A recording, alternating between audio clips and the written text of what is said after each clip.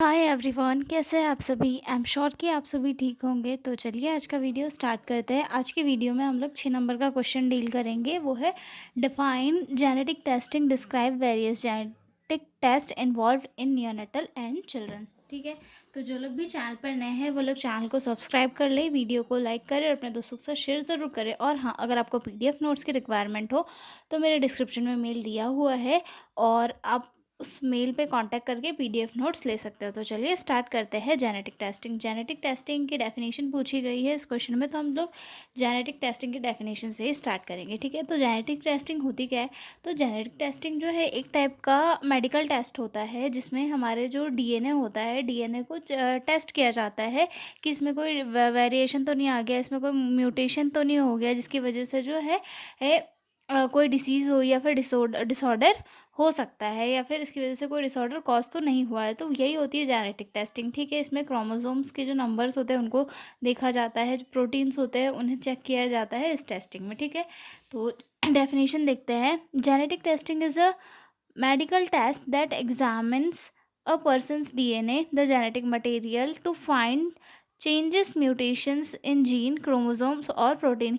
यानी कि genetic testing एक ऐसा मेडिकल टेस्ट होता है जो किसी भी पर्सन के डीएनए में जो हमारा जेनेटिक मटेरियल होता है उसमें चेंजेस, म्यूटेशन, चेंजेस जिसे हम म्यूटेशन कहते हैं, उसे फाइंड करता है। चाहे फिर वो क्रोमोसोम में हो या फिर प्रोटीन्स में हो, कोई किसी भी टाइप का चेंज जो जेनेटिक मटेरियल होता है उसमें किसी भी टाइप का चेंज को फाइंड करता है जेनेटिक टेस्टिंग में। ठीक है, इसके थ्रू जो है डिसीज़ का पता लगाया जाता है। ठीक है, genetic testing is a way to check our genes to see if there is any problems that can cause disease now और in the future. Genetic testing एक ऐसा वे है जिसके थ्रू जो है जीन्स को चेक किया जाता है कि आगे कि इनसे कोई डिसीज़ प्रॉब्लम तो नहीं कॉज हो सकती अभी या फिर इन फ्यूचर में। जैसे कि कोई बच्चा है, बच्चे का बर्थ हुआ है, उसके जो है उसके बॉडी से मतलब उसकी ब्लड से ब्लड का सैंपल लिया और उससे जो है डीएनए टेस्टिंग वगैरह कर ली कि भाई बच्चे को कोई जेनेटिक डिसऑर्डर वगैरह तो नहीं है, इसकी जो जीन्स है इनमें कोई म्यूटेशन तो नहीं है, डीएनए में कोई म्यूटेशन तो नहीं है जिसकी वजह से इसे अभी कोई डिसीज़ तो नहीं हो जाएगी या फिर आगे कोई डिसीज़ तो नहीं हो जाएगी। तो इन सारी चीज़ों का चेकअप करना ही जो है जेनेटिक टेस्टिंग कहलाती है। ठीक है, आगे देखते हैं genetic testing in neonates and childrens. ठीक है, तो जेनेटिक टेस्टिंग नियोनेट्स और चिल्ड्रंस में कैसे कैसे होती है। तो नियोनेट में कैसे होती है, जब बच्चा जन्म लेता है उस टाइम पे जो है उसका ब्लड सैंपल वगैरह लेके उसकी टेस्टिंग की जाती है। और चिल्ड्रंस में कैसे की जाती है कि चिल्ड्रन में थोड़े थोड़े सिम्टम्स दिखने लगते हैं तो उसके बाद उनकी की जाती है। ठीक है, तो फर्स्ट देखते हैं न्यूबॉर्न स्क्रीनिंग। न्यूबॉर्न स्क्रीनिंग का पर्पस क्या होता है, to detect serious but treatable conditions at birth.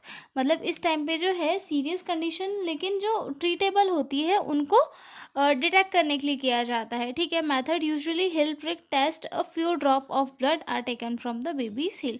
मतलब बच्चे के हिल से जो है कुछ ड्रॉप्स ली जाती है ब्लड की और उसके बाद उसका टेस्ट किया जाता है कि बच्चे को कोई जो सीवियर डिसीज़ वगैरह तो नहीं है, उसके लिए प्रिपेयर रहना है और उसका जो है ट्रीटमेंट करना है। ठीक है, अगला पॉइंट आता है इसमें सॉरी, इसके एग्जाम्पल आते हैं कि जो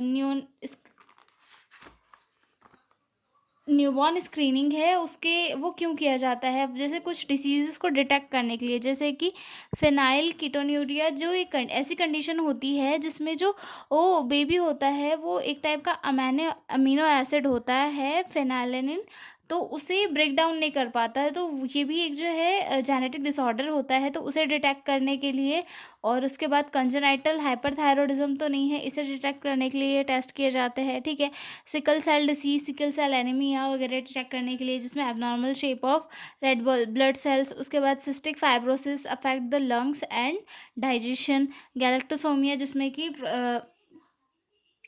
जो गैलेक्टेज होता है उसे डाइजेस्ट नहीं कर पाता है।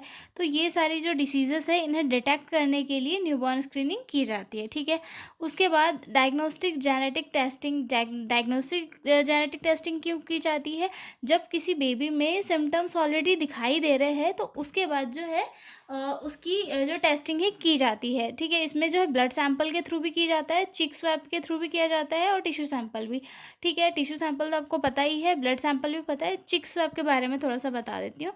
चिक स्वैब या फिर इसे बकल स्वैब भी कहा जाता है। इसमें हमारे जो जीभ होती है या फिर गालों के बीच का जो एरिया होता है, वहाँ पे स्वैब के थ्रू जो है थोड़ा स्वैब के थ्रू वहाँ पे रब किया जाता है। देन वहाँ से थोड़ा ये लेके उसका टेस्ट वगैरह किया जाता है। ये मोस्टली डीएनए टेस्टिंग के लिए यूज़ किया जाता है, ठीक है। फॉर एग्जांपल के लिए टेस्टिंग फॉर डाउन सिंड्रोम, जैसे डाउन सिंड्रोम अगर किसी बच्चे में सिम्टम दिख रहे हैं तो उसके टेस्टिंग के लिए ये मेथड अपनाई जाती है, ठीक है। उसके बाद आता है करियर टेस्टिंग। करियर टेस्टिंग का पर्पस क्या है? Check if a child carrier a gene change that could be passed to their future children. मतलब जी कैरियर टेस्टिंग क्यों की जाती है? ताकि ये पता चल जाए कि बच्चा किसी डिसीज़ का कैरियर तो नहीं है जो इन फ्यूचर में उसके बच्चों को हो सके, ठीक है। तो उसको डिटेक्ट करने के लिए किया जाता है। For example testing for thalassemia, trait और सिस्टिक फाइब्रोसिस कैरियर स्टेट, ठीक है। तो सिस्टिक फाइब्रोसिस या फिर थैलेसीमिया वगैरह किसी का कैरियर तो नहीं है कोई या फिर बच्चे में ऐसे ये तो नहीं है कि वो कैरियर है उसका, और इन फ्यूचर में उसके बच्चे को हो जाए, तो इसे डिटेक्ट करने के लिए की जाती है, ठीक है। उसके बाद अगला आता है क्रोमोसोमल टेस्टिंग या फिर कैरियोटाइपिंग। इसमें जो है क्या किया जाता है, इसका जो पर्पस है, looks at the structure and number of chromosome. इसमें जो है क्रोमोसोम के नंबर या फिर स्ट्रक्चर को डिटेक्ट किया जाता है और स्पेशली जो है इसे डाउन सिंड्रोम को डिटेक्ट करने के लिए यूज़ किया जाता है, ठीक है। उसके बाद आता है मॉलिक्यूलर टेस्टिंग। मॉलिक्यूलर टेस्टिंग में क्या होता है, इसका पर्पस क्या है, looks eight single gene for small changes. मतलब इसमें जो है किसी भी स्मॉल से स्मॉल चेंजेस को डिटेक्ट किया जाता है, ठीक है। फॉर एग्जांपल फ्रेजाइल सिंड्रोम, ठीक है, जिसके कारण जो होता है इंटेलेक्चुअल डिसेबिलिटी कॉज होती है, ठीक है। उसके बाद आता है अगला पॉइंट हमारा मेटाबॉलिक टेस्टिंग। मेटाबॉलिक टेस्टिंग का पर्पस क्या है, looks at chemical imbalance due to enzyme problems. मतलब केमिकल इम्बैलेंस वगैरह को डिटेक्ट करना होता है, ठीक है। और इसके एग्जांपल में detecting maple syrup urine disease, ठीक है। इसकी मेथड कौन सी है, ब्लड या फिर यूरिन टेस्ट के थ्रू इसे डिटेक्ट किया जाता है, ठीक है। इसके कुछ की पॉइंट्स है जो आप लोग देख लीजिए। इस की पॉइंट में आपको जो है पूरा इस क्वेश्चन का आंसर मिल जाएगा, ठीक है। कि जेनेटिक टेस्टिंग क्या होती है, चेक डीएनए फॉर प्रॉब्लम्स। मतलब डीएनए को डिटेक्ट करना ताकि कोई भी जेनेटिक डिसऑर्डर या फिर कोई भी डिसीज़ वगैरह हो तो उसके बारे में पता लग सके, और कोई म्यूटेशन तो नहीं है या फिर बच्चा कैरियर तो नहीं है। तो ये सारी चीज़ें जो है जेनेटिक टेस्टिंग के थ्रू पता चल जाती है, ठीक है। In newborns screening is done routinely to prevent disability और डेथ। मतलब न्यूबॉर्न के अंदर जो है स्क्रीनिंग की जाती है क्योंकि किसी डिसेबिलिटी का कोई चांस तो नहीं है। उन सारी चीज़ों से बचाने के लिए, डेथ से बचाने के लिए न्यूबॉर्न में स्क्रीनिंग की जाती है ताकि उसे फ्यूचर में जो डिसीजेस होने वाली है उससे उसे प्रिवेंट किया जा सके, ठीक है। In children test help diagnose predict future disease and plan treatment. और बच्चों में क्यों किया जाता है, बच्चों में थोड़े थोड़े सिम्टम्स दिखने लगते हैं तो उनको डायग्नोस करके उनका ट्रीटमेंट करना, और आगे चल के जो डिसीज़ेस हो सकती है कुछ जेनेटिक मटेरियल में म्यूटेशन के कारण आगे चल के कोई जो डिसीज़ेस हो सकती है उनके बारे में प्रोटेक्शन करना, और उनके लिए जो है ट्रीटमेंट प्लान पहले से ही प्रिपेयर करना ताकि बच्चा जो है आगे चल के जो भी उसे डिसीजेस होने वाली है उनसे अच्छे से फाइट करके अपने आप को ठीक कर सके, ठीक है। तो ये वाला क्वेश्चन था हमारा कौन सा, genetic test involve in neonatal and children वाला, ठीक है। तो मिलते हैं हम लोग अगले वीडियो में एक नए क्वेश्चन के साथ। तब तक के लिए bye bye, all the best for your exam.